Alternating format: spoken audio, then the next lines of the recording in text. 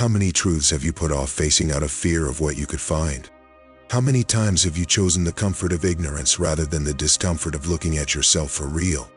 There is a moment in life when silence becomes louder than any scream. It is when the soul, tired of pretending, begins to charge the account of the lies that you yourself have chosen to believe. And no matter how much you try to escape from yourself, from time, from consequences, reality always finds a way to reach you. We live as if we had all the time in the world, as if there were always an after for everything we avoid today. But what if the after never arrives? What if you realize too late that you spent your life as a spectator of your own story while waiting for courage, sign, permission? Stoicism did not come to comfort you with sweet promises. It came to give you a naked, firm, and necessary truth. Life requires posture, and sooner or later, it will demand it from you. The question is, will you be ready? In this video, we will go through 15 hard truths together. Some may hurt, others may deny it at first sight, but they all carry the power to release if you allow. Before continuing, write in the comments, "Today I choose to stop running from myself." It's not a sentence of effect. It's a pact, an instant of courage in front of the mirror. Because the real transformation doesn't start with answers. It starts with a willingness to face the right questions. Now, let's get started. Number 1, the world will not wait for you to wake up. Imagine yourself in an empty port, still wrapped in the mist of some dawn. The cold breeze touches your face, while in the distance the first ships leave, taking with them stories, encounters, possibilities.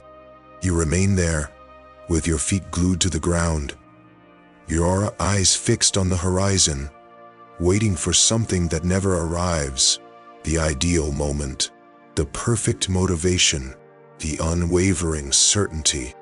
This is a scene that, although silent, screams a truth that many avoid facing. The world will not wait for you to wake up. We live as if life were an eternal trial, postponing decisions, pausing movements, building better elaborate excuses than real projects. But time, this invisible and relentless judge, continues his course, and he does not slow down for anyone.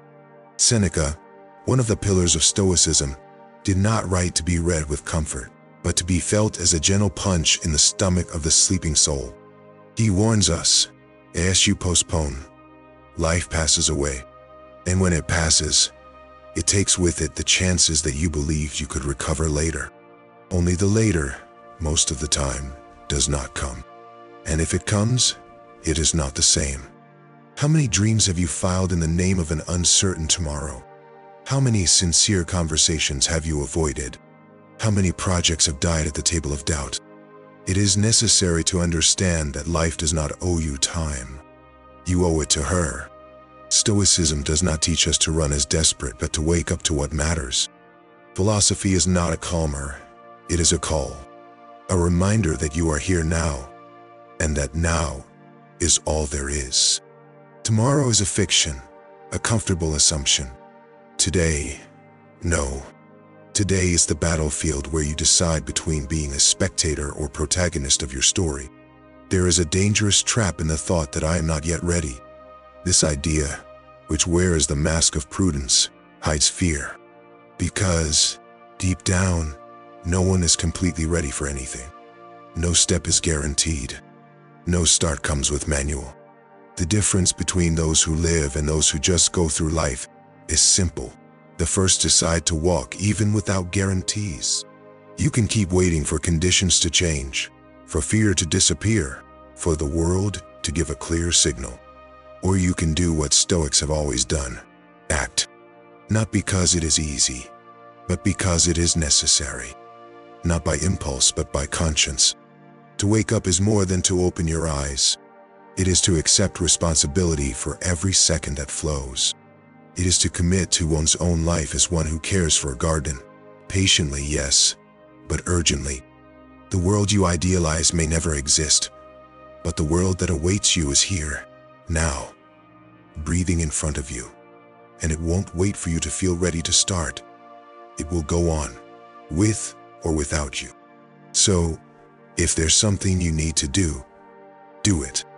If there's someone you need to forgive, forgive. If there's a dream that still lives inside you, move towards it. Fear, doubt, everything, but move. Because one day, and that day always comes, the pier will be empty, the ships will have left, and what remains will be silence. Not that of peace, but that of absence. What you did not live for was waiting for the perfect time. Wake up now, before it's too late. Number 2, stop expecting the world to be fair. There is a moment in life when disappointment turns into exhaustion. It is not physical tiredness, but the exhaustion of those who tried to do the right thing, gave the best of themselves, and yet it was ignored, rejected, outdated.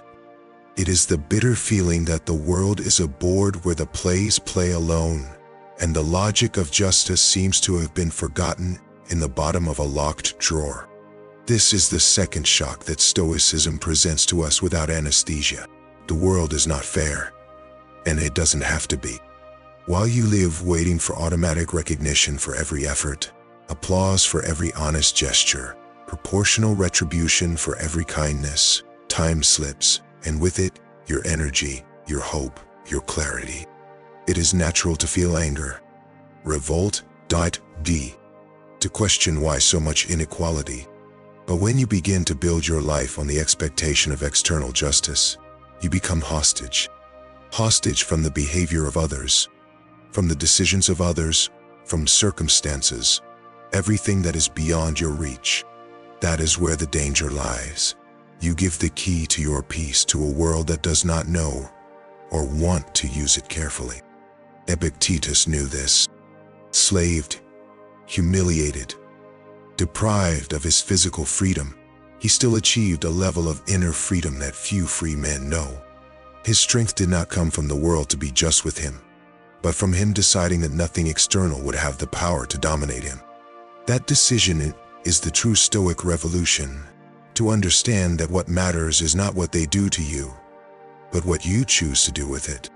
Perhaps you are waiting for an apology that will never come, a promotion that does not depend only on your merit, a recognition that the other may not know or do not want to offer.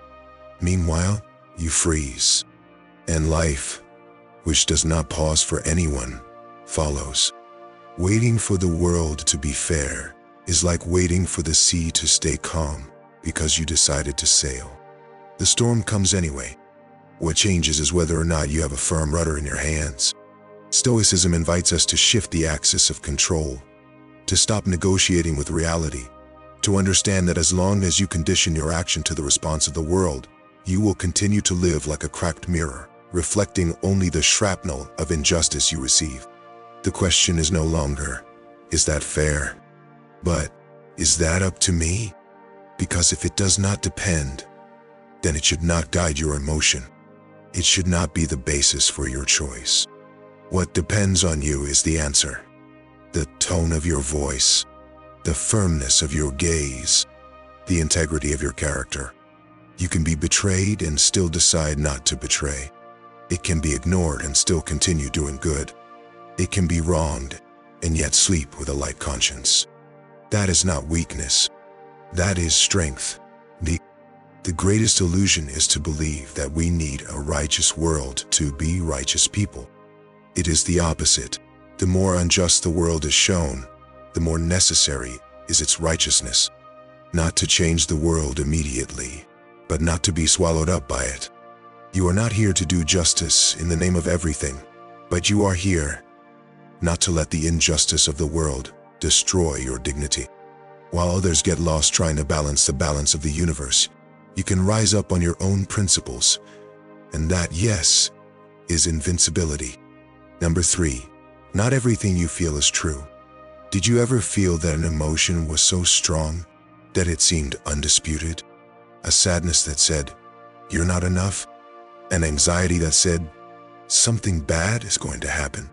Or that anger that convinced you that you were right to explode, that there was no choice but to shout, to escape, or to bitter silence. These emotions arise as powerful, safe voices. They speak with conviction, as if they were absolute truths.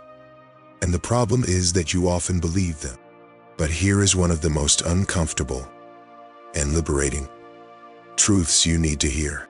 Not everything you feel is true. Marcus Aurelius, Emperor of Rome and Stoic, wrote in his Meditations, "The soul becomes what it is occupied with." This means that if you feed your mind with fear, doubt, resentment, or self-pity, sooner or later, you will become that. Not because these emotions are you, but because you have adopted them as part of your identity. Feeling is human, but believing blindly in everything you feel is dangerous. Do you know that day when you wake up with the certainty that it's not good for anything? When everything seems gray, meaningless, purposeless? That feeling is real. It hurts. But it's not a verdict. It's just a temporary reflection of what you're living internally, and often distorted by sleepless nights, poorly digested conversations, accumulated frustrations. The problem begins when you give these sensations the power to define who you are. Anger, for example. How many times did you explode and then repent? In the heat of the moment, it seemed just inevitable. But then, clarity comes back, and you realize you acted more with emotion than with truth. The same goes for anxiety. That catastrophic prediction that your mind builds with such precision rarely happens. But suffering, this comes in one piece, as if the worst was already right. Stoicism invites us to stand firmer before emotions, to observe without identifying oneself, to see fear without becoming fear, to feel pain without being consumed by it, to recognize negative thinking, but not to invite it to live in you. It's like a storm. You're in the boat. The sea is violent. The rain punishes. But you know, the storm is not the sea, and the sea is not you. The emotion is a wave, and what defines your integrity is whether you learn to navigate through it, or if you let yourself drown. Marcus Aurelius did not write his Meditations for others. He wrote for himself.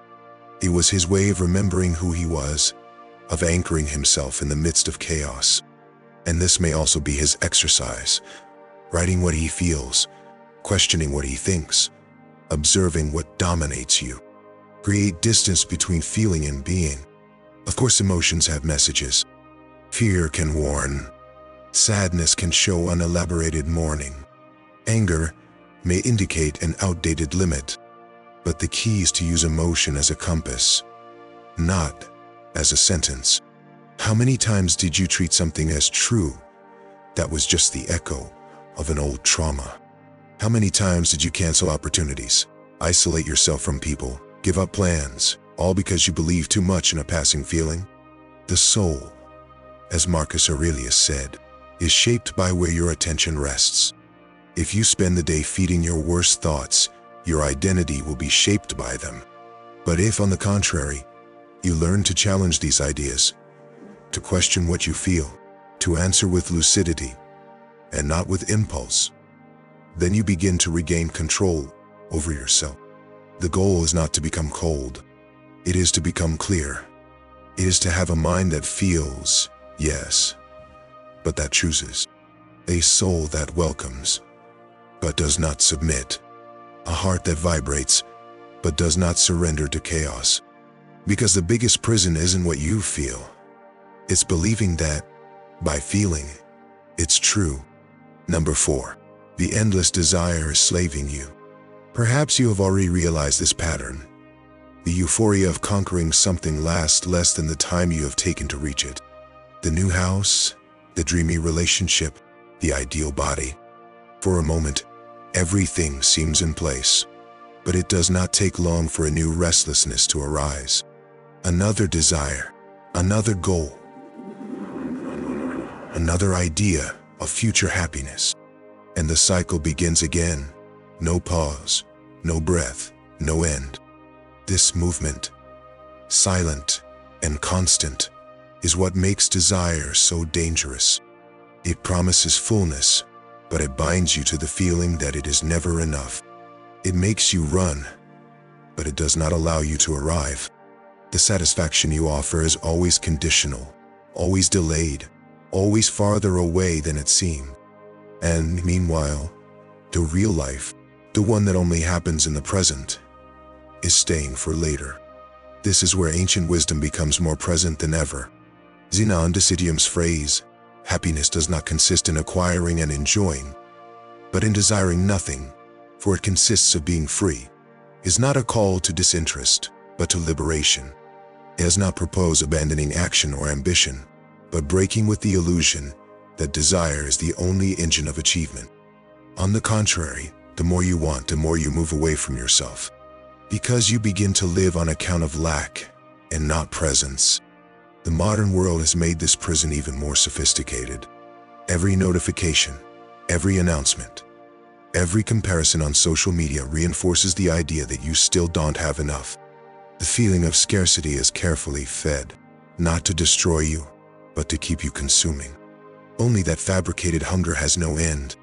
The more you give in, the more it grows. And the more it grows, the more it weakens its ability to perceive what is real. Desire is not a problem in itself. The issue is dependent. When you believe that you will only be happy after you have conquered something, you have already lost. Because life, in this case, becomes an eternal preparation for a time that may never come. And if you arrive, it does not last. To live consciously is to realize when desire ceases to be creative impulse and becomes current. It is to observe the point where motivation becomes obsession, and in this instant choose different, choosing to act without losing yourself, desire without submitting, dreaming without forgetting where feet touch the ground. The proposal is not to live without will, but to recognize when the will ceased to serve life and began to command it. When you wake up every day with the feeling that something is missing, perhaps what is missing is not a new object or status, but the silence needed to hear what really matters. And in this silence, something rare happens. You realize that there is beauty in what is already here, in what is already, in what does not depend on conquest, validation, or applause. The peace that arises when you do not need to prove anything to be whole is the peace that no desire can offer, and that is precisely why it is so powerful. To free oneself from endless desire is not to disconnect from the world. It is finally to inhabit the center itself, and to understand that happiness does not live in the next victory, but in the constant choice of not letting oneself be imprisoned for what is still lacking. Number 5. You are mistaking what success is. There is an idea that repeats itself everywhere, in social networks, in headlines, in elevator conversations. The one of what success has shape, color, and time mark. He is in who comes first, who makes the most, who appears the most. He is in what shines, what impresses, what is visible. It is a silent race, with millions of competitors looking to the side, trying to measure their happiness by the rule of others. The problem is that this success that everyone pursues often has nothing to do with real achievement. It is a theater of expectations where each one represents a role that does not always choose. You strive, shape, push toward a goal that may not even be yours, just inherited, copied, required. Musonio Rufo, a Stoic master known for his practical approach to philosophy, reminds us that it is not the object that defines the value, but the look that one has on it. The question was never what one possesses or reaches, but how one sees what one lives. If you live in the shadow of imposed models, sooner or later you will find that it has come to some place, but it is not yours. How many times have you achieved something that others considered great, but which inside left you empty? A diploma that does not represent you, a job that exhausts but pays well, a relationship that looks perfect abroad, but charges your truth as a bargaining chip. All of this may seem successful, but if it takes you away from who you really are, is it worth the name you carry? Stoicism has never measured greatness by appearance. On the contrary, It has always linked it to character, coherence, ability to act according to virtue, even when it does not yield applause. To be successful, for a Stoic, is to be at peace with your choices, not with public opinion. But it takes courage because living the very concept of success is often swimming against the current. It is watching others move fast and keep their own pace. It is choosing depth rather than speed. It is accepting to be invisible for a time, or for a lifetime, if that means not betraying its essence. True success can be discreet. It can happen when you say no to something tempting because you know that it would drive you away from what you believe. You can be living with less, but sleeping calmly. Not to be applauded, but to be whole. Not to have the best in the world, but to offer the best of you. There is no problem in wanting recognition or stability. But when these desires become central, you start to negotiate too much. Give in here, hide there, interpret the role they expect. And gradually, the price of success reveals itself. It costs freedom itself. It is necessary to redefine what matters. Review the goals you carry. Ask yourself honestly, is this something that brings me closer or cancels me? Often, we are so busy chasing after something great that we forget to live what is meaningful. And when we finally do, we are already too exhausted to celebrate. The success that is worth is the one that, even without witnesses, still makes sense. The one that does not need to be displayed to be real. The one that grows from the inside out, sustained by values, by purpose, by choices made with conscience. If you want to be big, start from the inside. And if you want to win, first know who you are off the stage, away from the cameras, beyond the filters. Because the only success that doesn't break down over time is the one that was built on the truth. Number 6. Your evolution will disturb many people. There are changes that are silent, but transform everything. They don't start with big decisions or public promises. They are born in the bottom of consciousness, at that point of exhaustion where you realize that you can't keep shaping to fit anymore. True change comes when you choose, day after day, no longer betray yourself. And that, however liberating, comes at a cost. Your evolution will bother you. You won't have to say anything. The bother starts when you refuse to repeat the expected behavior. When you choose the limit where there was concession before. When you say no, firmly where you smile out of obligation before. And without realizing it, your posture becomes a mirror for others. And not everyone is ready to see themselves. This discomfort that you cause in others when you grow up is not about arrogance. It is about contrast. While you move, many remain in the same place. And your change, though natural, can be perceived as criticism, rejection, challenge. Some feel betrayed by your decision to evolve, as if your choice said something about the cowardice of those who remain. You're just coming out of the frame that kept you predictable, and that scares you, because a lot of relationships are supported by a version of you that took too much. Too quiet, slowed down to keep your balance. And when that version disappears, what's left is a void that the other can't fill. Some will try to convince you that you are moving away. Others will use affection as blackmail. You have changed. It's not the same. It's been difficult to deal with. And maybe for a while you even feel guilty. But this guilt is the reflection of the old identity trying to survive. And you can't keep small to keep others comfortable. There is a time, inevitable and necessary, when you need to choose between loyalty to what has been and fidelity to what is becoming. That is where many people stop. Returns to the pattern, pleases, swallows the annoyance and postpones the process. But to those who persist, a new life is revealed. More lonely, yes, but infinitely more real. The process of maturing does not seek to break with everyone, but to align ties to the new internal frequency. The bonds that resist are those that were established in essence, not in convenience. And these, you will notice, are few, but precious. You don't need to cut ties with anger or explain yourself to the four winds. The very constancy of your new posture will be filter. Anyone who bothers with your light may never have liked it, just the shadow you made. Whoever turns away because you stop being a mirror may never have been a presence. Heracles spoke of the expansion of consciousness as circles that grow from the individual to the world. But this growth requires detachment. You cannot expand and keep trying to fit where it no longer fits. Every real evolution breaks something. And alright, romper is not destruction. It is openness. Your evolution is your commitment, even if it's uncomfortable, even if it isolates you temporarily, even if the price is the loss of those who only knew how to love you incomplete. Go on. No shouting, no justifying. Just follow.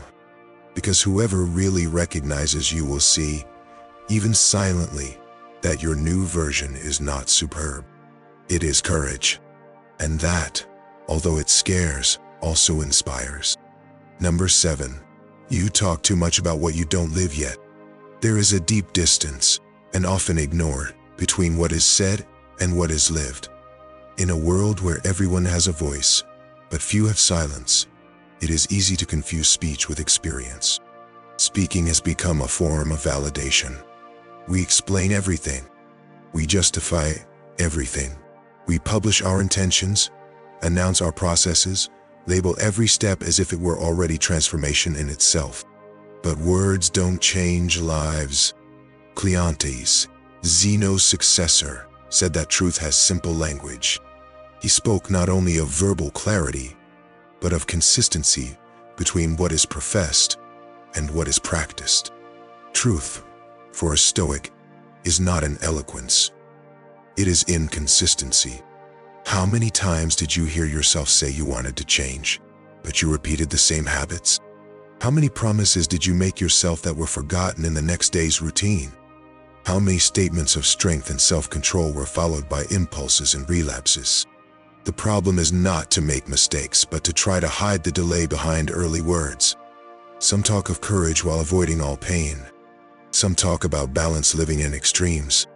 Some teach what they have never experienced. And that is not only incoherence, it is a self-deception that postpones true transformation. Talking is comfortable. Talking relieves internal pressure, gives the feeling that something has already been done. But it is an illusion. Words create the outline, but it is practice that gives form. And without practice, all that is built is expectation, and baseless expectation collapses in the first wind of life. The truth, as Cleanthes said, is simple. You don't need to explain your change. You need to live it. You don't need to convince anyone that you're growing. You need to grow up. Because the speech doesn't support the pain. And when everything falls apart, it's the roots of what has been lived, not said, that hold your soul on its feet. There is also a hidden vanity in wanting to seem wise before it is. A need for recognition for a journey that has not yet begun.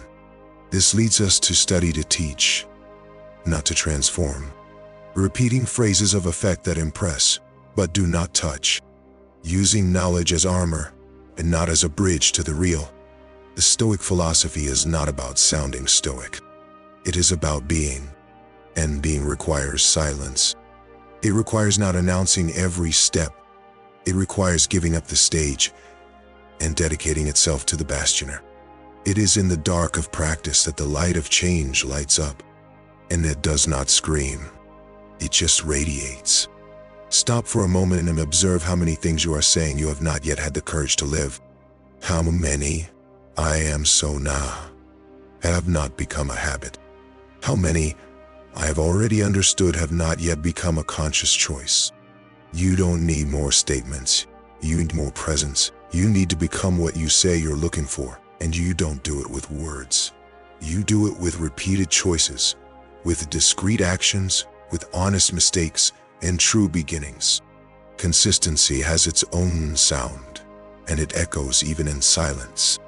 When you stop talking about who you're trying to be, and you start just being, everything changes. Relationships change. Priorities change. Energy changes because the world doesn't need you to convince it. It needs you to transform it with your example. And the first place this happens is inside. I sincerely hope that this message has been helpful. I sincerely want to congratulate you for coming this far and completing the video. That means that you want to improve as a person. If you liked the video, leave your comment. If you don't know what to say, comment gratitude.